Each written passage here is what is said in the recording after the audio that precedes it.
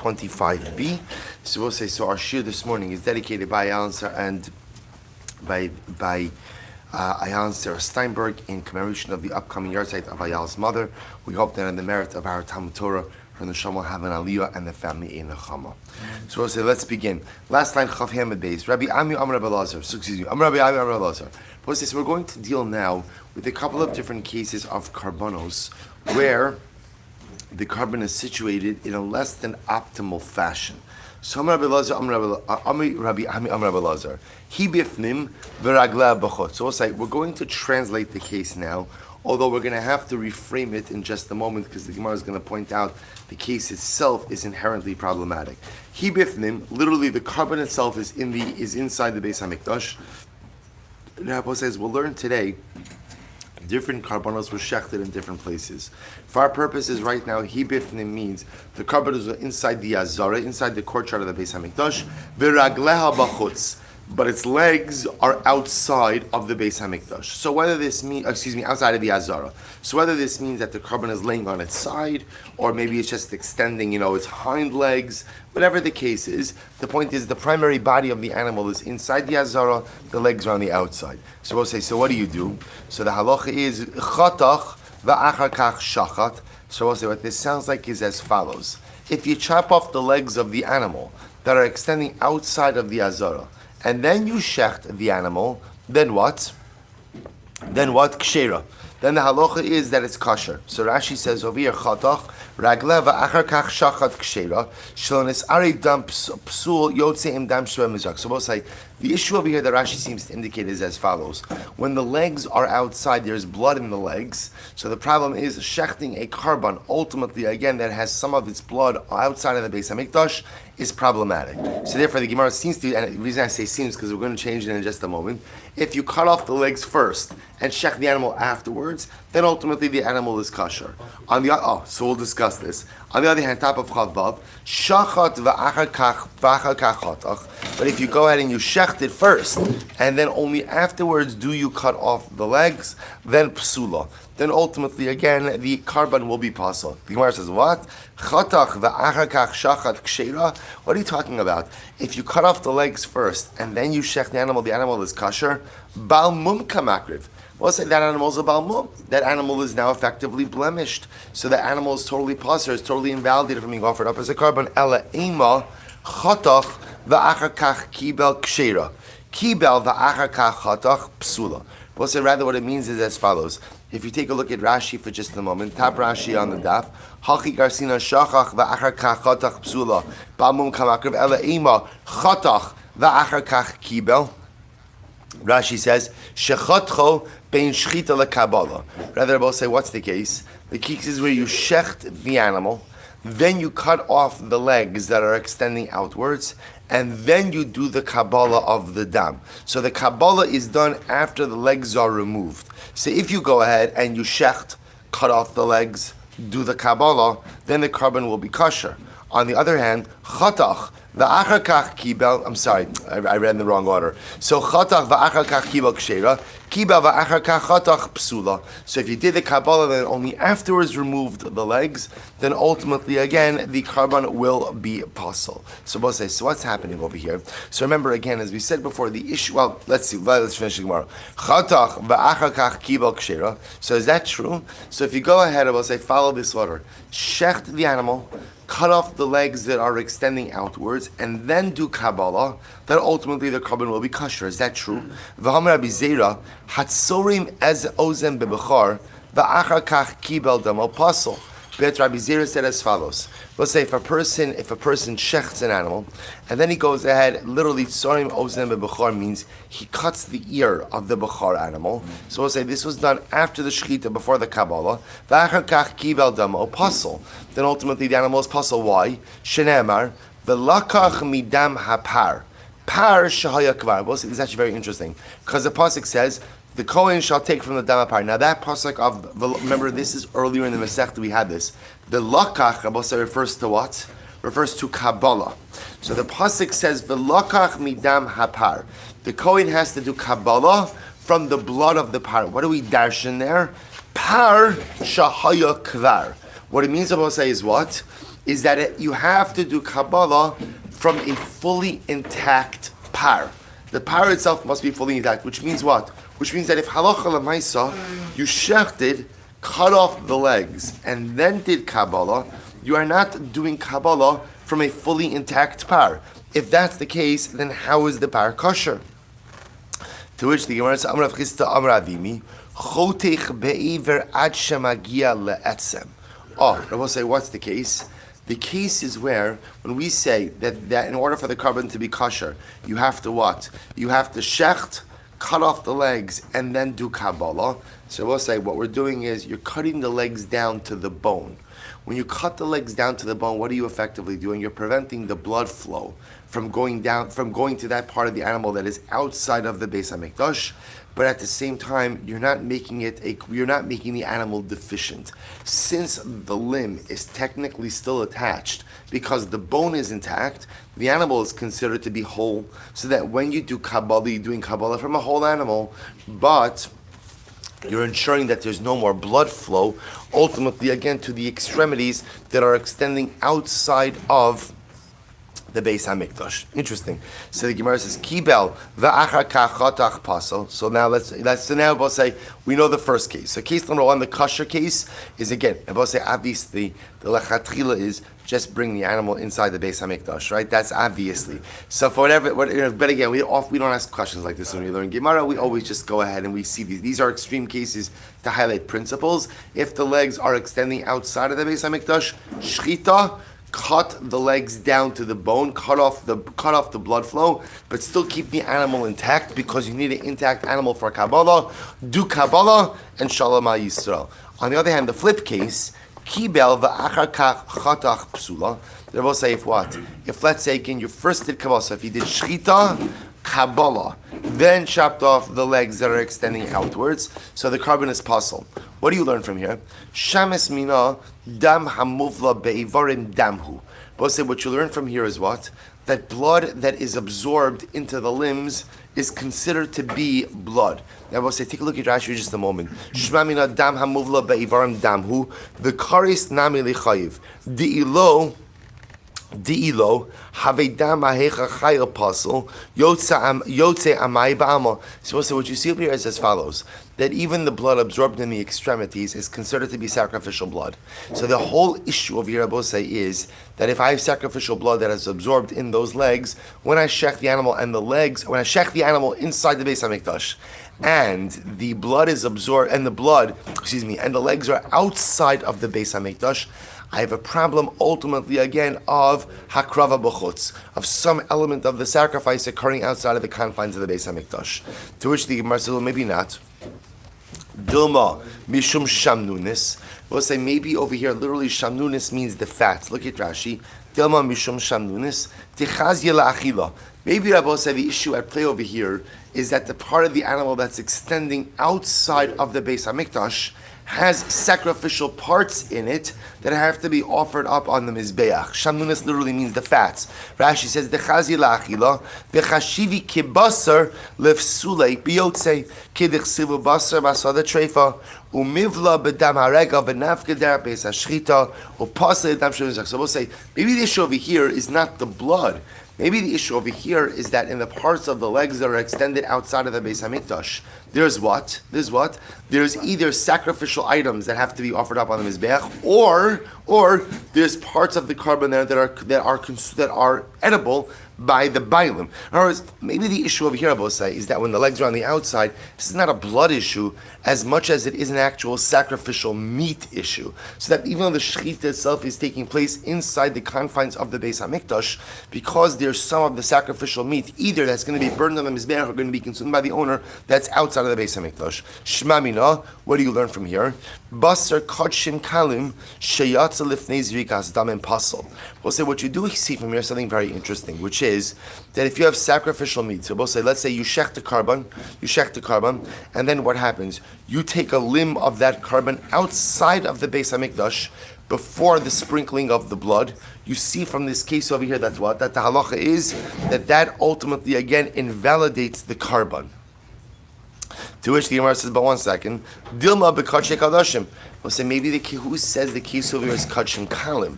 Maybe kachim kalim, which is lower sanctity karbanos. Even if you go ahead, as long as the shechita took place inside the Beis Hamikdash, you're good. And even if you end up taking a limb out before the zrikas hadam, the carbon is still kosher.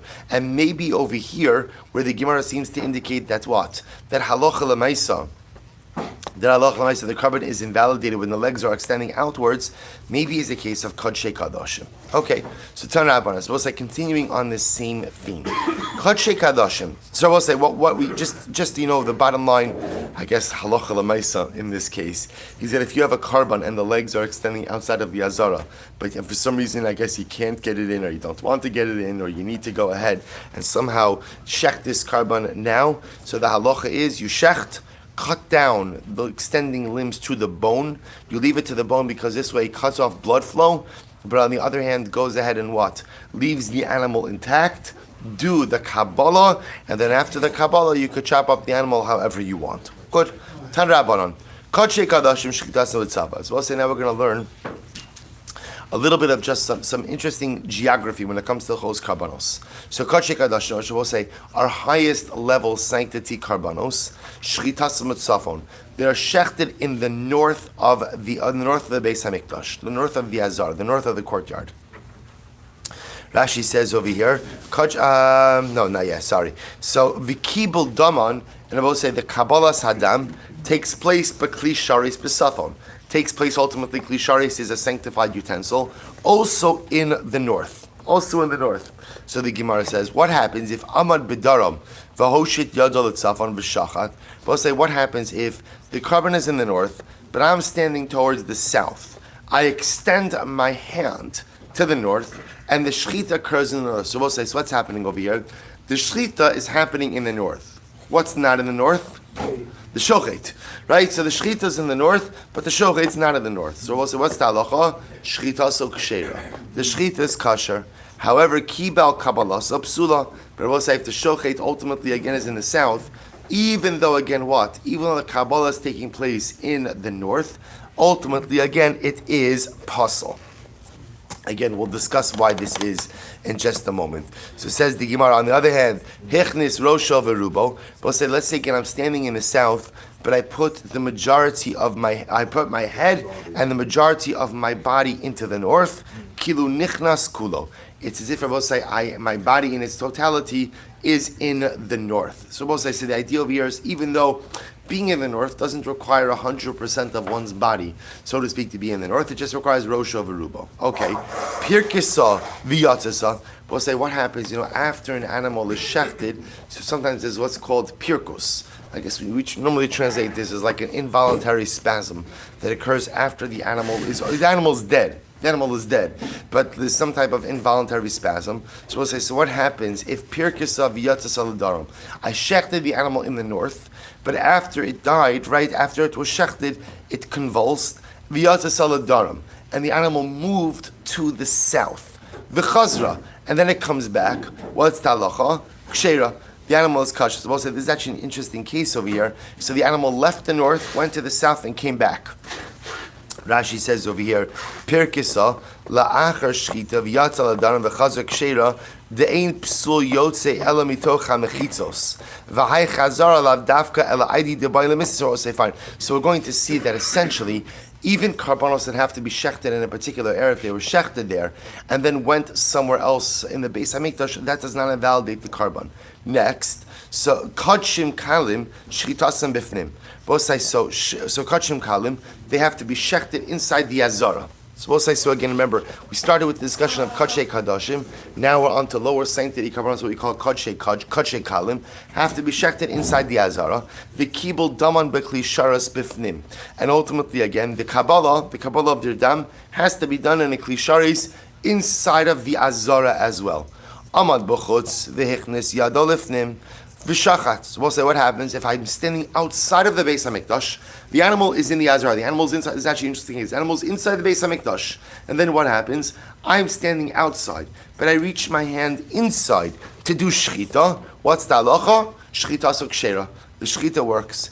Kibel But say, what happens if I'm standing outside and I did Kabbalah of the blood of the animal that was shechted inside? Then what's the halacha? Psula. In that case, I will say the carbon will be pasul. Hichnis rosha v'rubo, kilo lo nichnas. Both say, if I'm standing outside of the Beis HaMikdash, but I put my head and the majority of my body into the Beis HaMikdash, kilo lo nichnas. It's as if what? It's as if I have not entered at all. Pirkisa v'yatzisa l'chutz. Both say, what happens if the animal was shechted? Then it convulsed. It went outside of the Beis HaMikdash. And then, then it came back in, psula. So I'll say, interestingly enough, then the animal is pasul. Why? What do you see from here? Shmamina, basar kachim kalim shiyatza lifnei zrikas tam and psula. Both say, so remember again, in the first case, with the kachei kadashim, when we spoke about the case of Pirkisa, what was happening? The animal was shechted, let's say, in the north, and then what happens, both say? It moves to the south, but it's still staying where? Inside the confines of the Beis HaMikdash. In the second case, over here of Kachim Kalim, the animal shechted in the Azara, convulses, leaves the confines of the Beis HaMikdash, and then comes back in. Says the Gemara, that case, ultimately, again, it is pasul. Shmamina, basar, Kachim Kalim, shatif, nizvikastam, and psulim. You see from here that what? That Kachim Kalim, Rabosai, that ultimately, again, left the confines of the Beis HaMikdash before the zrika of the blood, ultimately is going to be pasul. To which the Gemara says, but one second, Dilma ba'alya v'oseres hakaveru shtei klayos. Well, maybe over here, we'll say the case is that the animal, that when we speak about that the animal is pasul, look at Rashi for just a moment, it's the third wide line in Rashi. Dilma hadik tani psula ba'alya v'oseres de'imurininu ve'imurim kodshi kalim kodshim him. Well, so maybe when we say that the animal is pasul, what that means is what? That some of the fats, the kidneys, other things cannot be offered up on the Beis HaMikdash, on the Mizbeach. Maybe that's what it means when it says that it's possible. The sacrificial pieces can't be offered up. But remember again, just because sacrificial pieces can't be offered up doesn't mean a carbon is invalid. If there's one thing we've learned is that what essentially affects, not essentially, but what affects or what creates the effectiveness of the carbon? Zrika. So again, it could just be that once it leaves the confines, you can't offer up these sacrificial parts, but lav dafka that it invalidates the carbon. So boy mine avod Shmuel. So let's listen to this. So along those same lines, avod Shmuel. So Shmuel's father asked Shmuel, "He bifnim v'ragla b'chutz mahu." What is the halacha? If the carbon is on the inside, right, inside of the Beis HaMikdash, but its feet extend outwards. So I know what you're saying to yourself. We did this case. Right? We did this case. So Rashi points out over here, it's the fourth wide line in Rashi, Hi bifnim mahu l'shochta l'chatchila. See, Rabbi say, beforehand, we were dealing with the case of b'diavad. Ex post facto, what do you do with this carbon if the legs are on the outside? Here, Rabbi Shmuel is asking, Shmuel, l'chatchila, are you permitted to shecht such a carbon or not? Mahu, Amar Leksiv, the pasuk says, V'hevium laHashem. The pasuk says, "You shall bring it to Hashem." Ad shetehe kula lifnim. So we'll say the pasuk of V'hevium laHashem means that the carbon itself must be brought directly to HaKadosh Baruch Hu. And what we darshan on this is as follows: what has to be brought to HaKadosh Baruch Hu? All of it has to be brought to HaKadosh Baruch Hu. That's the goal. Ad shetehe kula lifnim. Tala v'shachat mahu. We'll say now we're going to get into a couple of very interesting cases as well. What happens if you suspend the animal and you shecht it? See, I will say the way Karbanos normally worked in the Beis HaMikdash was that you push the animal on the side, and remember again, there were rings inside the floor of the Beis HaMikdash. You pushed the animal on its side, so the head was sideways. You lifted up the ring, put down the ring on the neck of the animal, such that the animal was immobilized in place, and you did the shechita. What happens if talav shachat? You suspended the animal, right? You hoisted the animal up, which I'm supposed to say is used to some places still shecht like this, where they hoist the animal up. So they hoist the animal. What happens if you hoisted the animal up? Is that a proper shechita? So mahu, Amrlek Sheder said yes, that's fine. That is fine. If you take a look, Rashi says, if you suspend the animal in the airspace of the Azara, so is that a proper shechita or not? So we'll say, I have to understand what's driving this question. We're going to see in a little bit what's driving this question is there a din that the animal has to be situated on the floor of the Beis Hamikdash or not? That's the real fundamental question. Is if I remember, again, now lest you think, well, why would you think that? Because remember, again, as we'll see in just a little bit, the Kohen does have to be on the floor of the Beis Hamikdash. So the question the Gemara is asking is, does the animal also have to be on the floor? The Gemara is saying no. Even if the animal is suspended, ultimately, again, well, I should say differently. Even if this is Avod Shmuel asking Shmuel, if the animal is suspended and Yeshechted, is it good? Shmuel says yes. Amrlei, his father said to him, Ishtabashta. No, you are wrong. You are wrong. Ba'inon shchita al yerech veleka. The animal, we'll say the halach is that an animal must be shechted next to the Mizbeach, and that is lacking. The way the Gemara understands over here of next to the Mizbeach, that means what? On the ground next to the Mizbeach. If it is suspended, then ultimately, again, it is not in compliance with the Yerech need, or the Yerech obligation. Nitla v'shachat mahu. We'll say this is another interesting case. Nitla means what happens if the shochet was suspended, right? So again, whatever it is, right? He's an acrobatic shochet. So we'll say he's suspended. In other words, we'll say what we're asking over here effectively is he's not standing on the ground. What happens if he's not standing on the ground and he shechts mahu? Amrle psula. So Shmuel says it's possible. Amrle ishtabashta. I'm sorry, my dear son, you are wrong. Shchita al yerech v'lo shochet al yerech. We'll say there is no need for the shochet ultimately again to be next to the mizbeach on the ground. The only thing they need is what? That the animal has to be by the mizbeach on the ground. So interestingly enough, if the animal is suspended, the carbon is pasul. If the shochet is suspended, the carbon is kosher.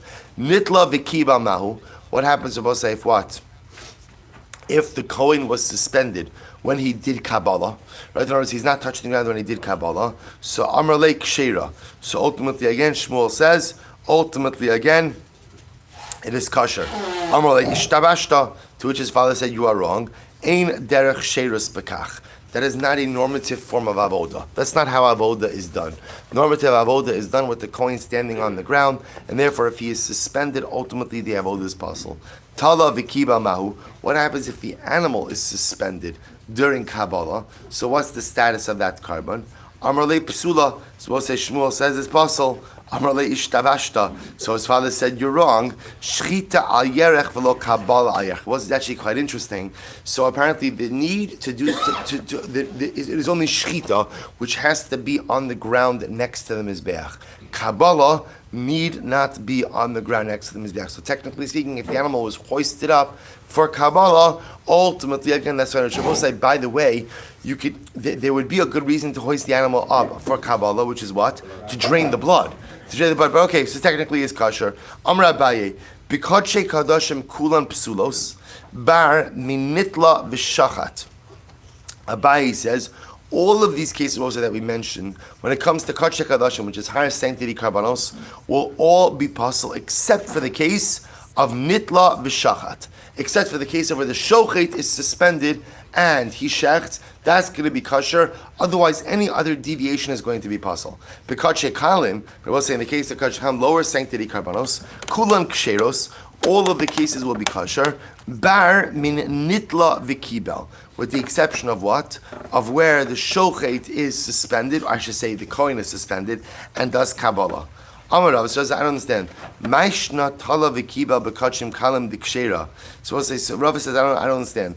Why is it that in the case of kachim kalim, tala v'kibel, that if you hoist the animal up in the air and you do Kabbalah with the animal hoisted, that it's kosher? Why?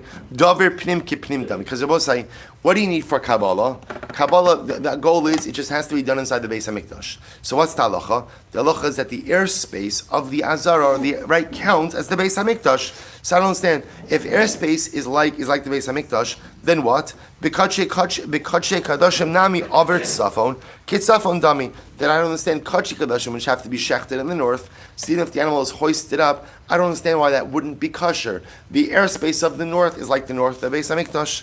Ela Amar Rava. Therefore, Rava reframes this and he says as follows: Bein b'kadshe kadoshim, bein b'kachim kalim ksheros. We'll say all of these cases that we mentioned, both by kachim kalim and kadshe kadoshim, will be kosher. Bar, with the exception of the following cases: min tala v'shachat b'kadshe kadoshim. So we'll say except for the case of talav v'shachat, where the animal is suspended, right? Where you lift up, you suspend the animal, and shechted by kodesh kadoshim, that will be possible.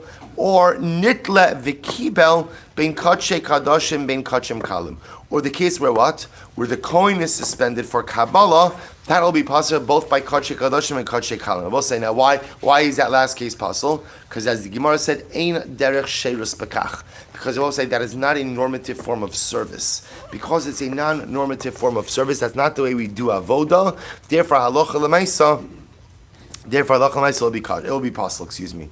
So we'll see very interesting cases. So Rabbi Yirmiyah asked the Rabbi the following. He who bifnim, what happens if the coin is standing inside?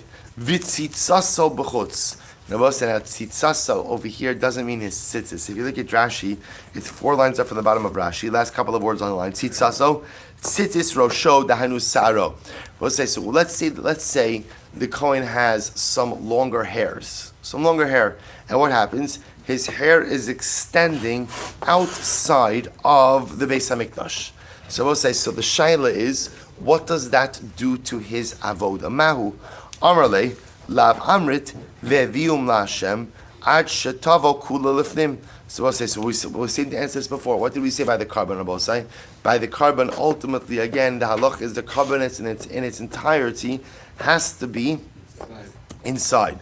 Hachanami, Bevama Olamoid, Ad Shiyavi Kula Li Olamoid. So to Rabbi say, that same thing that applies to the carbon applies to the kohen. The carbon is only good if what? If the mice, again, the animal in its entirety, in its whole state is in front of HaKadosh Baruch Hu, the kohen's avoda is only fit if the kohen in his entirety is inside of the Beis HaMikdash. But even if he has long hairs that are ultimately extending outside of the Beis HaMikdash, that will invalidate his avoda. Good. Says the Mishnah. We'll say, beautiful Mishnah.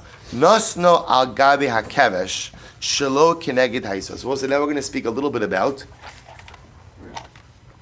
some of the blood applications. So as we're going to see, so literally translated, let's say he placed the blood ala kevesh on the ramp of the Mizbeach, shelo keneged es hayisod, not opposite the base of the Mizbeach. Now take a look at Rashi for just a moment. Rashi says, gabi hakevesh, she'eno makom matan domim, o b'Mizbeach shelo keneged hayisod. V'afilam v'kaman da'ola tuna matan dama keneged hayisod, she'yisod ha-Mizbeach, l'mata, mimatan dama, l'me'ute kerem mizbeach. Supposed to listen to this. We're going to get into these halachos, but suffice to say for our purposes as follows. Blood applications always take place on the side of the Mizbeach.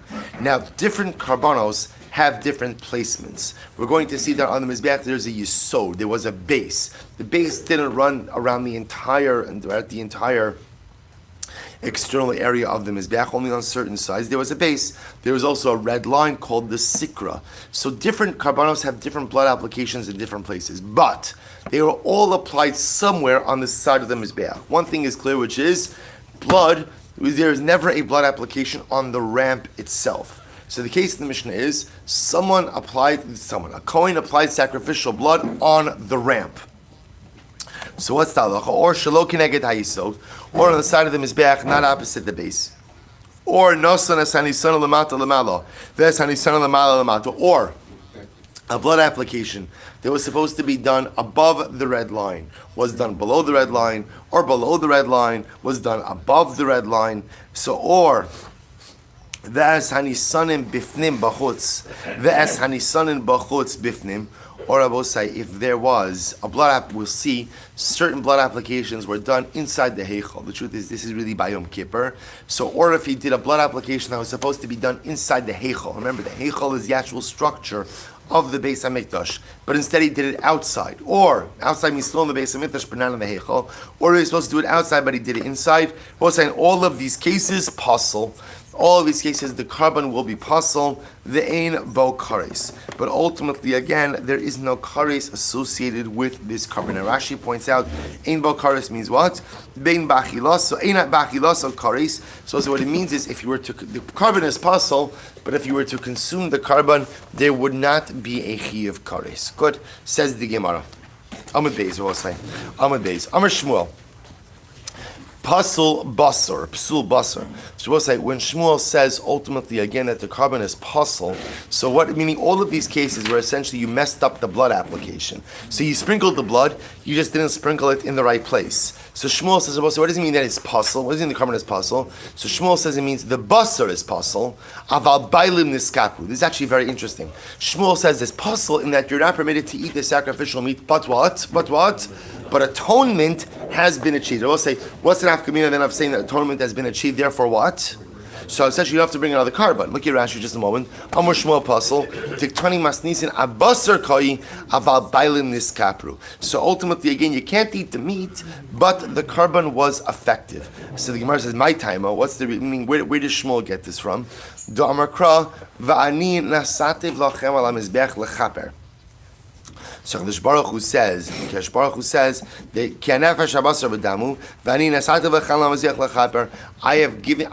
I've given you literally, I've given to you the blood to be placed on the mizbeach lechaper, to atone. What do you see from here? Kevan shegia dam lemizbeach niskapru bailim.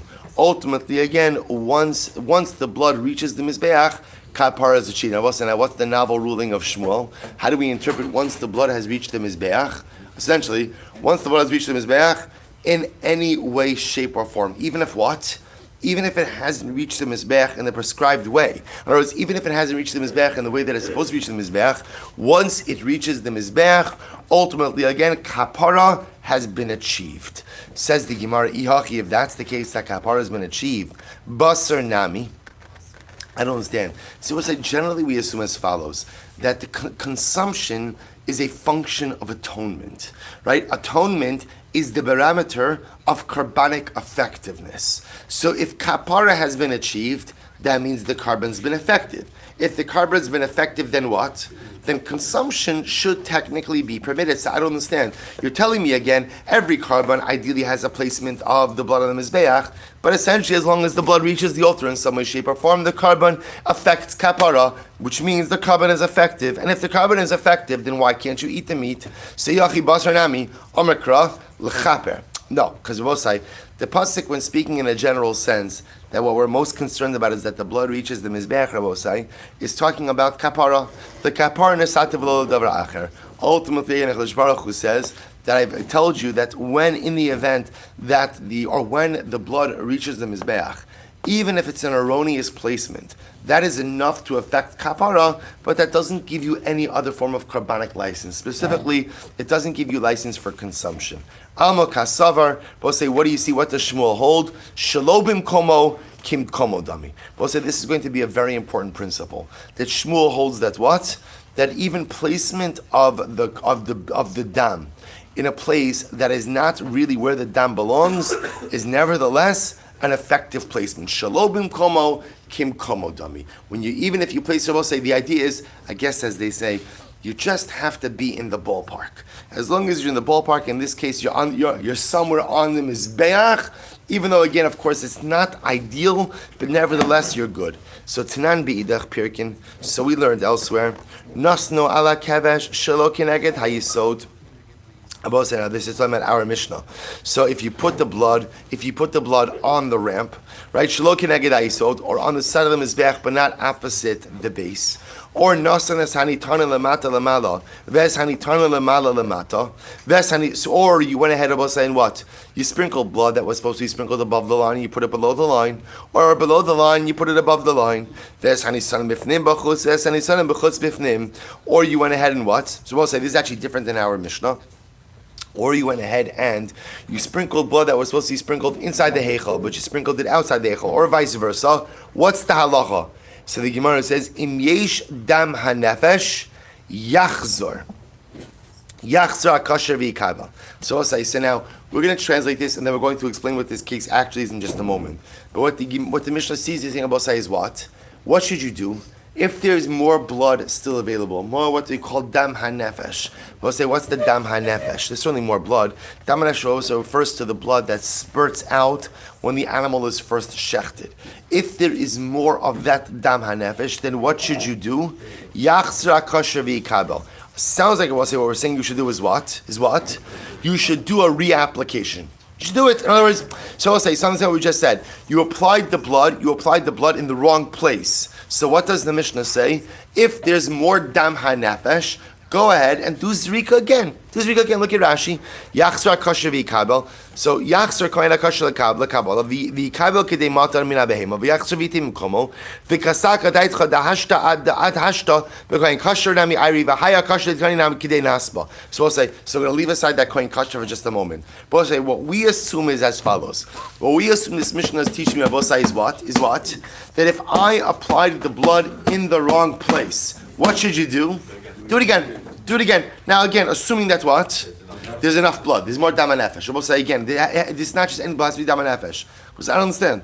Based on what Shmuel just said, this sagadaitcha shalom komo kim komo lama liyachzor kasher v'ikabel. So I don't understand.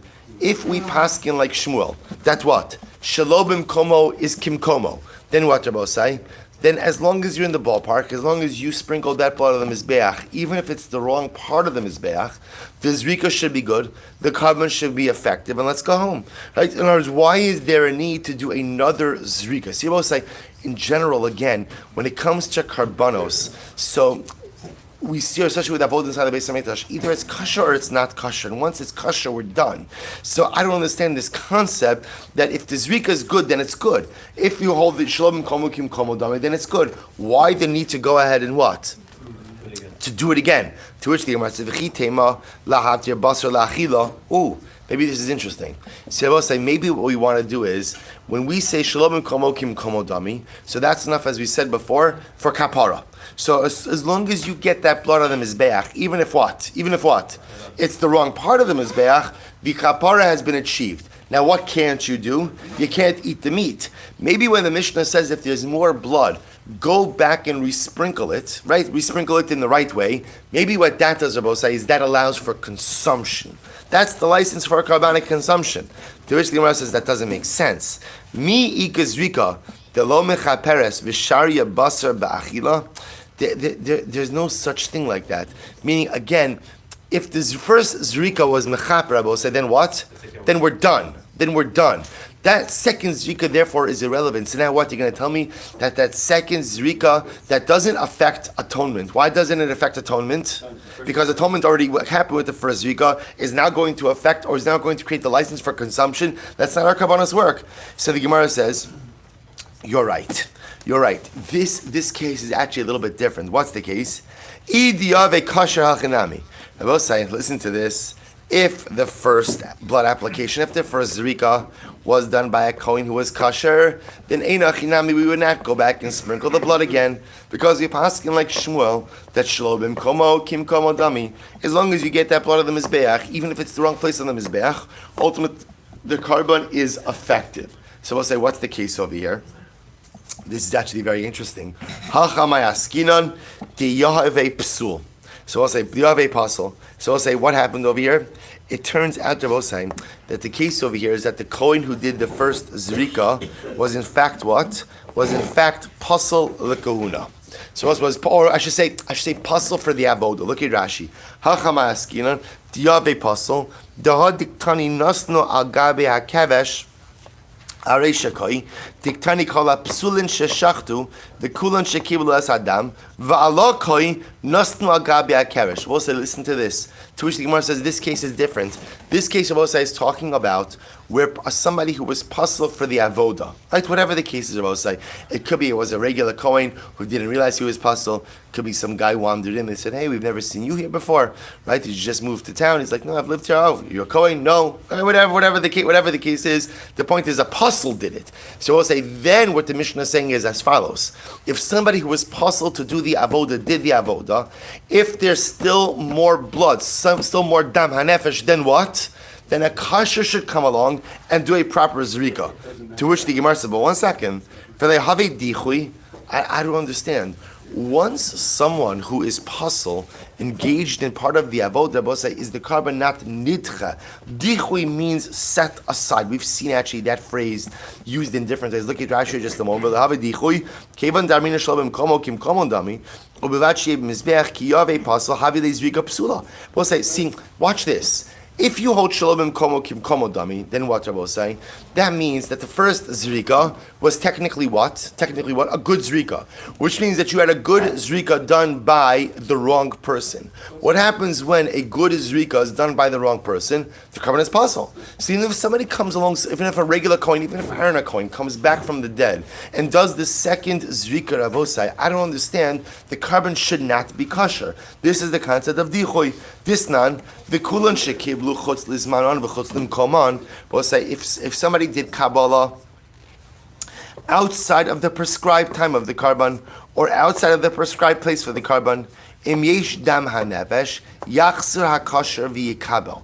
Ultimately, again, if there's still more blood, then what? Then a Kohen who is kosher should go ahead and come back and do the avoda again.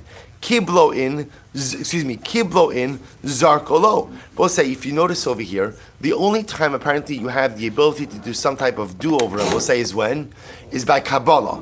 But by Zrika, because we'll say, which makes sense. There are no do-overs by Zrika. Why? Because Zrika is the linchpin of carbonic practice. Meaning at the end of the day, Zrika is what makes the carbon. So if the Zrika is possible, you're out. You're done. Kabbalah, you could get a do-over. Shechita, obviously, you can't get a do-over either, but that's obvious. Right? But by Zrika, ultimately, again, by Zrika, the halacha is you can't get a do-over, but by Kabbalah, you absolutely can. So the Gemara says, so kiblu in zarkalo. My time, I will say, why is it that if the Zrika was possible, even if there's more dam, you can't get a do-over? Lav mishum dahavidichui. Ultimately, Rabbi say, is that not because the carbon is nitcha? Once the carbon, meaning Rabbi say, once it's set aside, ultimately again, it cannot be rehabilitated afterwards. To which the Gemara says, Lo mishum, though mishum the pasuk of machshava. The Rabbi will say, what's the case over here? The case over here, ultimately, again, is where the carbon became pasuk of machshava. So Rabbi will say, in the case the Gemara just quoted over here, this is where an individual has erroneous mindset. Ihachi kabbalanami. If that's the case, that the avodah is being done with the wrong mindset, then why doesn't he pasuk the carbon even by kabbalah? Va'od mi pasuk machshava. Furthermore, Rabbi will say, this is actually very interesting. First of all, can a person who is pasul for the avoda pasul the carbon with an erroneous machshava? After all, we learned v'hamarava ein machshava mo'elas ela b'misha ra'oi la'avoda. We'll say this is actually so interesting. We'll say machshava, right? An erroneous thought only works if what? If you're fit to do the avoda. If you're not fit to do the avoda, your kavanas are absolutely irrelevant. Ubedavar haroi la'avoda, ubemakum haroi la'avoda. So we'll say ultimately again, Rashi says over here, it's in the wider lines of Rashi, 4 lines in. B'mishari la'avoda koin kasher, ubedavar haroi la'avoda min chaschidin. Okay, we'll see what that means in just a moment. To which the Gemara says, lo tema zarku lo. So we'll say inachinami. So don't read it as he did not do the zrika. Ela ema shachtu lo. We'll say, look at Rashi for just a moment. Lo tema zarku lo. Devada ika takanta. Vafilu zarka possible machshava. We'll say ultimately again, by ela ema shachtu lo. Look at Rashi. Shim shachto possible machshava suleka takanta. Techeva ndechala psulin ksherin lishchot posin machshavtan. So we'll say ultimately again, what the Gemara says over here is by zrika, there still may be a takana. By zrika, you're still able to fix it, even if you did it with an erroneous machshava. But ultimately, again, by shchita, Rabosai, since a non-kohen is kosher for shchita, if a non-kohen does the shchita with the wrong mindset, then what? Then l'maisa again, the carbon is done. There's nothing more ultimately again to speak about because that's irreversible. But by zrika, there may be the ability with erroneous mindset to fix it. To which the Gemara says, "My kamash malon, what are you coming to teach us? The pasta machshava." So are you coming to teach us ultimately again that halacha l'maisa, an erroneous mindset invalidates an avodah, invalidates the carbon? We already learned that. Tanina, we already learned that before. Lefichach hein posta machshava. So we already learned that in explicit Mishnah that halacha l'maisa again that a kohen has the ability to invalidate a carbon with machshava. Rather, the Gemara says hakamash malan demi kabbalah ve'elach lo pasla machshava. So ultimately, the Gemara says is actually quite interesting. What is the Gemara coming to teach us? The Gemara is coming to teach us that ultimately, again, from Kabbalah and on, a machshava ultimately again will not passel. In accordance with who? My taima kiderava. We'll say Rashi says over here kiderava. The Amra'in Machshava Mo'eles Eli Barai Lavodu. So we'll say, this is actually quite fascinating. So what the Gemara is saying is as follows.